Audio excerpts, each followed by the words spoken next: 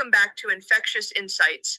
I am Dr. Tina Tan. I am a professor of pediatrics at the Feinberg School of Medicine of Northwestern University, a pediatric infectious diseases attending, medical director of the International Adoptee Clinic, and president of the Lurie Medical Dental Staff at Lurie Children's Hospital of Chicago. And I am editor-in-chief of Contemporary Pediatrics. Today, I am joined by Dr. Juan Salazar, who is the James C. Overall Professor and Chair of the Department of Pediatrics at Vanderbilt Health and System Pediatrician in Chief of Monroe Carell Jr., Children's Hospital at Vanderbilt. Together, we will be diving into the latest news in infectious diseases. Welcome, Dr. Salazar. It is an honor to have you in this discussion. Pleasure to be here, Tina. Let's get started. As you know, over the last year, measles cases have been significantly rising here in the U.S. As of May 7th, 1842, confirmed cases have been reported in 2026 and 2,288 cases in 2025. The cases have occurred in 49 states, with 21% of the 2026 cases reported in children under 5 years of age, and 51% of the cases in persons 5 to 18 years of age. 92% of the cases are unvaccinated or have an unknown vaccine status. You can see that the disease is affecting children of all ages. Dr. Salazar, what has this significant rise in measles meant for pediatricians, and what have you been seeing in your practice? Yeah, no, Tina, I appreciate the question, and thank you for the invitation. It's really an honor to be here with you. This is a real problem to see measles again at the rate that we're seeing. It is very sad for me. In fact, I did a fair amount of my training in Latin America, and these are things that were seen many decades ago. And in fact, in the 90s, it would be extremely unusual for a pediatric resident or a trainee to actually see measles, and that happened. For many years, we didn't have any. In fact, the residents would never see a case of measles, and they didn't really know what it looked like. The numbers now are astonishing. I mean, this is really unbelievable. And kids who actually have died of measles is very, very sad. So for pediatricians, it's really critical that we reinforce again the absolute importance of maintaining high vaccination rates and then remaining vigilant for the signs of infection, because it can mimic other things. And so our pediatricians need to be ready to act if they have a patient in their clinic. They have to implement appropriate prevention strategies, especially if they've had newborns that are unvaccinated in the waiting room, and then automatically make a diagnosis, try to confirm a diagnosis, and then inform local and public health authorities that they have a case. We've seen an increase in South Carolina. We haven't had cases here at Vanderbilt, but we are vigilant in case they come through. South Carolina is just next door, and so this is very easy. And with travel, it makes it fairly easy for this to happen. So pediatricians need to emphasize more than ever routine vaccination. Make sure that they get that done, and any delays in care, that we get those kids into the clinic so that they can actually get vaccinated, especially for measles, which is such a problem right now. That is excellent information. How can practicing pediatricians best counsel caregivers on the importance of measles vaccine for their infants and children? And what have you been hearing from your colleagues and patients?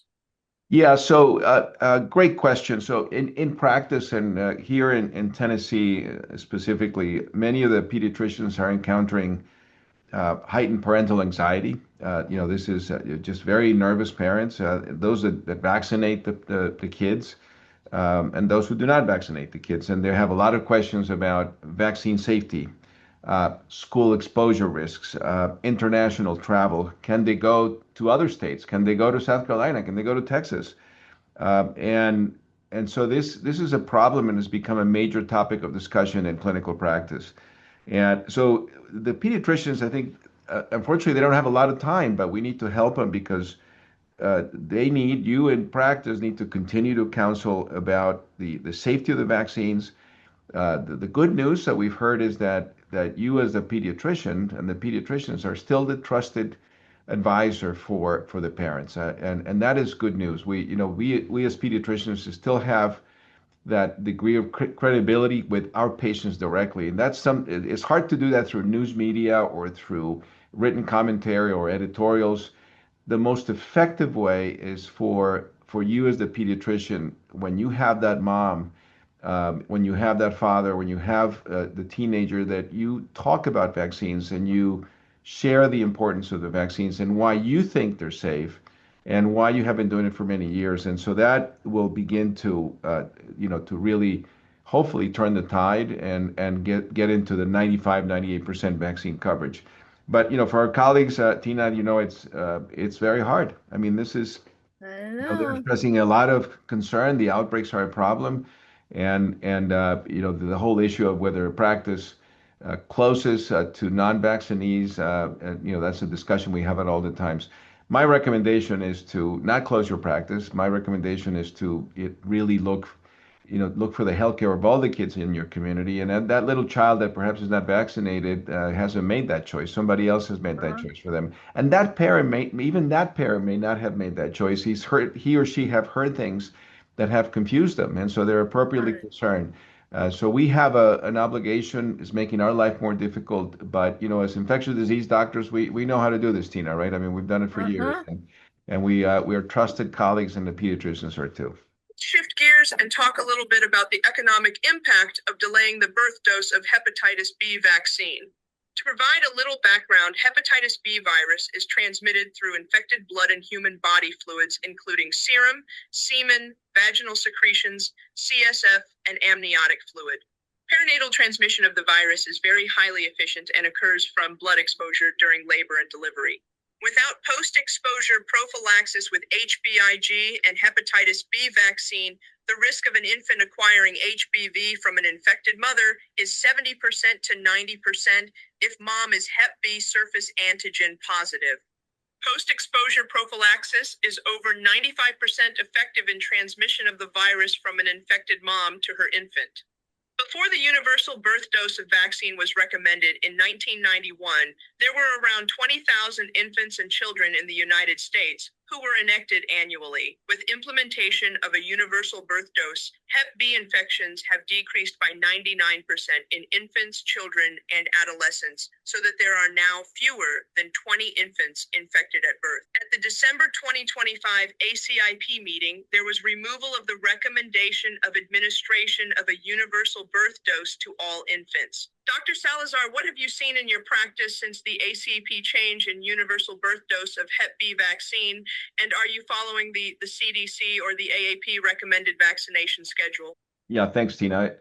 Obviously, this is disappointing that a practice that has been, as you indicated, so effective in preventing a disease which was problematic when I was training in the 80s and early 90s, and this vaccination policy really changed that outcome for kids who were infected with hepatitis B, who left and then led on to have lives that were affected by this disease. So it's disappointing. And obviously the pediatricians here in the community and in our practice have continued to use the American Academy of Pediatrics guidelines and the old CDC guidelines. So Uh-huh. so despite this change in recommendation by the recently appointed ACIP, the majority of our providers in the region have continued to use the newborn hepatitis B vaccine, as we have always done it. It's the best time to catch them. And fortunately, most of the parents here, at least in Middle Tennessee, are adhering to that practice. Now, it is also true that some of the parents have heard this information and have elected to refuse the hepatitis B vaccine, and unfortunately, not only the hepatitis B vaccine, but also vitamin K, Uh-huh. which carries a tremendous problem. So it's made our life more difficult. The majority are still getting vaccinated. The majority are still getting vitamin K, and my hope is that we can begin to reverse that trend and actually have everyone vaccinated, because it is an effective vaccine. It prevents hepatitis B infection. It is essentially impossible to have complete knowledge of maternal status at the time of delivery. So the easiest way to make sure that we change the dynamic, which worked, and you pointed out the numbers, there were very few, if any, cases of hepatitis B in babies with this practice. So why go back to the old standard where we had a a mess. And so again, I strongly recommend we continue to use the previously approved ACIP guidelines and the currently approved guidelines by the American Academy of Pediatrics so that we can prevent hepatitis B vaccine in infants. And that is a policy that, for me is important. And we just need to remain tenacious and advocating for that particular policy, understanding that some infants are not going to get vaccinated at birth. So please, as a pediatrician, you then have an obligation to provide that vaccine at the time they come to your office. Not ideal, but hopefully at least they get the vaccine at some point during the first year of life that prevents hepatitis B infection at a later time in life. What challenges are pediatricians facing with the significant increase in vaccine hesitancy or delayed vaccination schedules in infancy? Significant challenges. And the newborn medicine, and Tina, when you and I were training, the general pediatricians were often or actually almost 100%, they were in the newborn nursery. So the pediatricians in practice would come in, and they would be the ones recommending the vaccines. Most of that has changed now, where we have newborn hospitalists now that are actually providing that care. That's a great model. Obviously, it works well for the pediatricians. We have great people that are newborn hospitalists. The one thing that it doesn't do is that the old model where the mother knew that pediatrician, and that pediatrician came to the bedside, and that pediatrician took care of the prior 2 or 3 kids, sometimes even that mother when they were a kid. That was a trusted relationship that was built upon many years of connectivity of communication. It was probably they had a better shot of making sure that the family listened to them and went ahead with the recommendation. So that's created a little bit of a barrier. I mean, there's nothing we can do about it. The pediatricians are too busy in their clinics, and it's very difficult for them to get to a hospital. So that burden has fallen on the newborn hospitalists, who are very good. I mean, they're all obviously general pediatricians that have trained in newborn medicine, and they know how to do this. Often it's advanced practitioners who are also terrific and outstanding. But it is a challenge for them because this is the first time they see a family coming in, and now they have to convince them about something that they've heard in the news, they've heard in the media, they've heard in social media, that perhaps they don't need it, that they should delay it. So it creates some serious difficulty. And if that newborn then comes to your practice where you are using your routine schedule of ACIP recommended vaccines from the prior years, you may miss it. You may not know that infant did not get hepatitis B that first dose. Now, hopefully you're paying attention to this and then you're capturing the record. But it has added a tremendous burden on our already very busy pediatricians. Fortunately, most of our colleagues are so devoted to the common good that they will advocate for this, they will fight for this, they will take time. They may delay their clinic, but they will do it. And so I admire them. I thank them for doing this. This is really important work. And our job as infectious disease providers is to continue to fight the good fight to make sure that we get back to the old schedule. Studies have demonstrated that even short delays in hepatitis B vaccination can lead to a substantial increase in infections, severe long-term health complications, and greatly increase healthcare spending to an estimated $222 million in excess healthcare costs. That's a lot of money that we could be spending in something that is far more effective. It's unfortunate. But, yeah, I agree with you, Tina. The hantavirus outbreak on the cruise ship is what we all have been seeing and hearing about.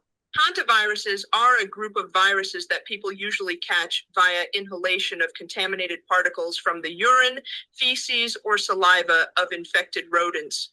The Andes strain is involved in this outbreak and can spread between people in close contact, but this rarely occurs.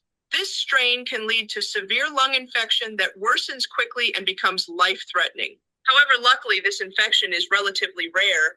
Dr. Salazar, should U.S. physicians be concerned about spread of this infection to their patients, and should pediatricians counsel caregivers who express concern?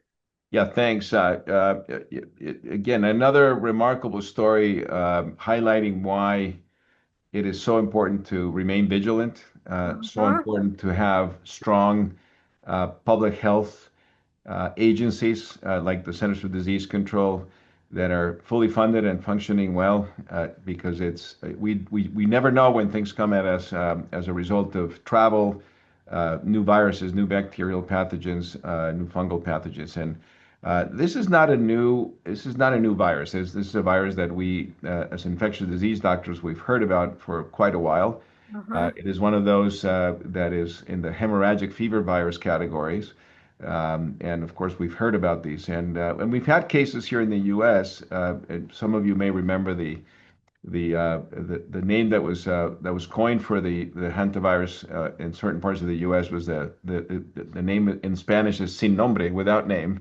That was the hantavirus here in the U.S. and it's caused problems in the U.S. So it has been reported. What's different about the Andes version of hantavirus is that I believe is the only one that has been shown to be transmitted from person to person. Right. And that makes it different. And that's perhaps why this virus was in close proximity within a cruise ship.